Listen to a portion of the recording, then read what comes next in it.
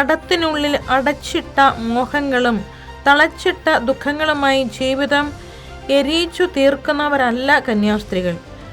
അവർ ദൈവത്തിൻ്റെ ചാലക ശക്തികളാണ്. ലോകത്ത് രാസത്വരകങ്ങൾ പോലെ അവർ പ്രവർത്തിക്കുന്നു. ചരിത്രത്തിലേക്ക് വരിക. അസാമാന്യ കരുത്തുള്ള ഏതാനും കുറേ കന്യാസ്ത്രീകളുടെ ചില ചരിത്രങ്ങളെങ്കിലും കാണുക.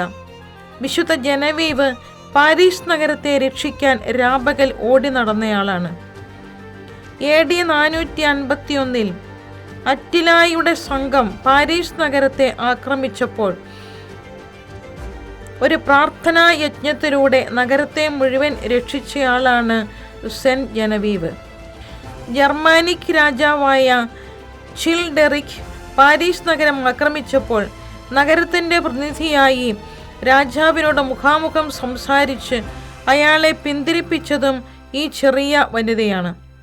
ജനവീവ് പ്രാർത്ഥിക്കാനായി രാത്രിയിൽ പള്ളിയിൽ പോയിരിക്കുമ്പോൾ പിശാചി വന്ന് തിരുനാളം ഊതിക്കെടുത്തിയെന്ന് ഒരു പാരമ്പര്യ കഥയുണ്ട്. എന്നാൽ വിശുദ്ധയുടെ തിരുനാളം കാലത്തിന് ഇതുവരെ ഊതിക്കെടുത്താൻ സാധിച്ചിട്ടില്ല.